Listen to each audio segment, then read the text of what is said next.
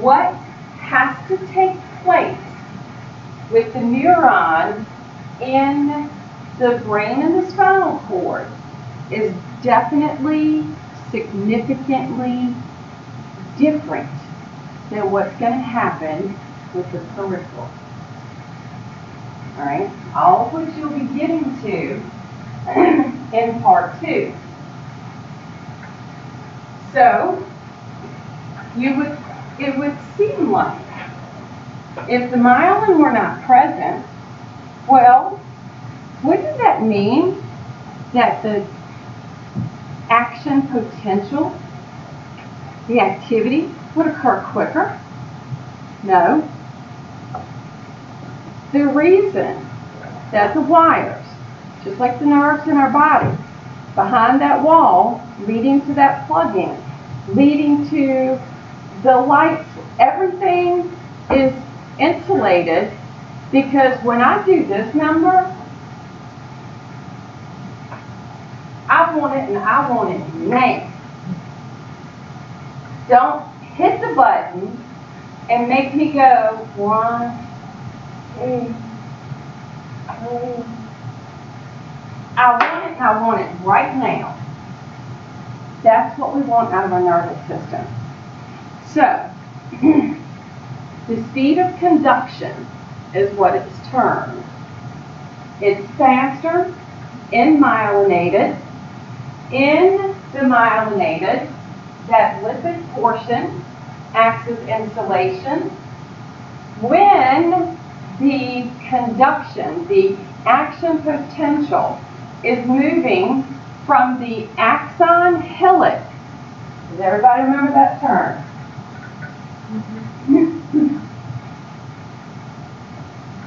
This portion where the axon and the body meet, okay?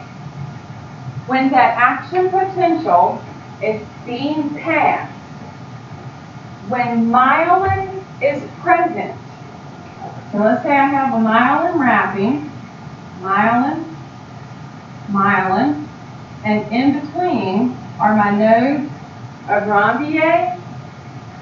Once I get the action potential, okay, and it starts, it's almost like it jumps.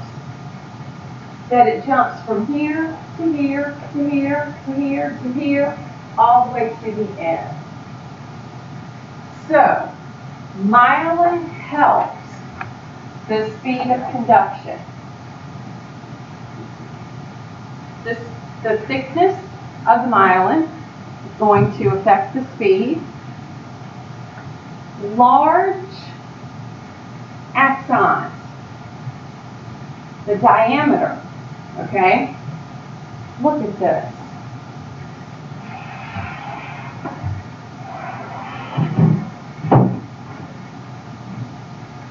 These are representing axons. Look at that. Look at that. And look at this. The diameter. The bigger the diameter, the quicker the conduction.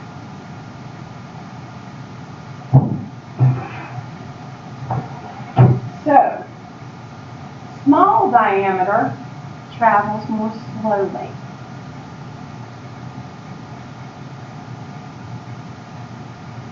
Okay? Large, large, large, large, large, large, large, large, large. Not quite as large.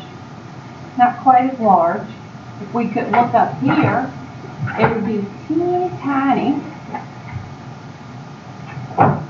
So, what this does, these large take the stuff, like my arms and my legs, even though it doesn't seem that way, and it makes it seem like my ability, my movement is very uncoordinated, but it is. Even though the actual activity is going on. But then, I have the ability to do that. Can I use one of these pens? I have the ability to do this.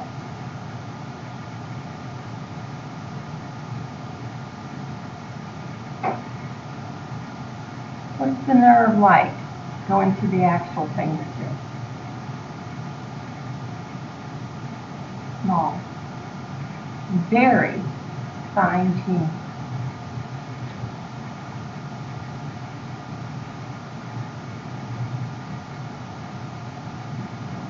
What do you think innovation is to my eye? Very fine-tuned. So, stuff that can be awkward and bulky, okay, that's all fine and good. Where we need it to be more fine-tuned is where we're going to find it. So, we get all of these different types of nerve fibers. We're going to say that we have types A, B, and C. A, large, myelinated. B, medium, lightly myelinated. C, small, and look at the speeds they travel. In type A, large myelinated, speeds are anywhere from 15 to 120 meters per second.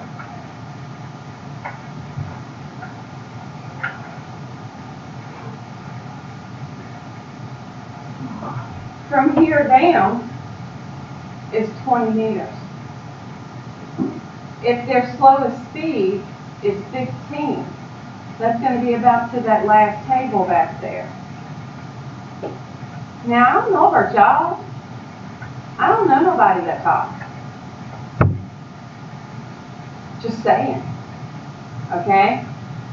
However, if I think about that structure, and if I think about just my lower body, for example, all right, one of the things I want is a quick reaction. And I have my large fibers, and I can get quick reaction. How many of y'all have ever been to the doctor? They've got you sitting up on the table with your knees swinging out. With knees swinging in. And then they come at you with this little triangle hammer. And they find what we call the patella tendon, and they whack you on it.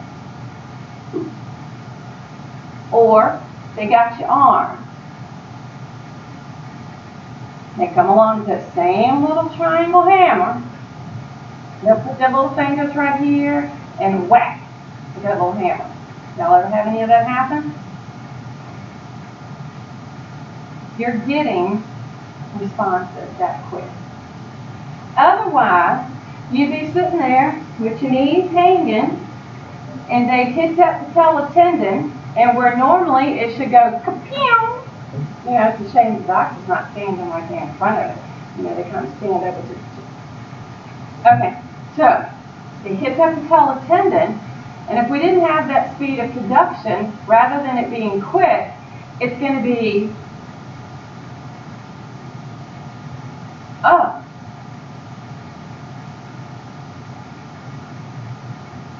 Why did he do that though? Why would the doctor want to whack on your patella tendon? Did it?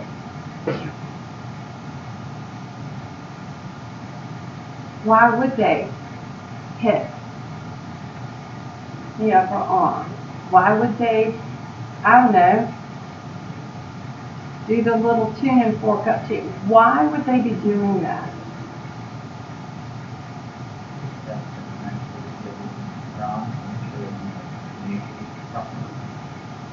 Second to nerve damage. Because we know that there is a speed of conduction at certain areas of the body, and it doesn't react in that time frame, we can know something is wrong. For example, if they whacked my knee, my patella tendon, just hit it, okay? But let's say that it didn't, my foot didn't kick out fast enough, or it didn't go quite as high as they thought it should go. Do you think they would have an idea of where to begin looking for some nerve damage? Yes. They would know to begin to look at my L's, my sacrum, my coccyx. They would know to begin looking at those areas. Because things can go wrong.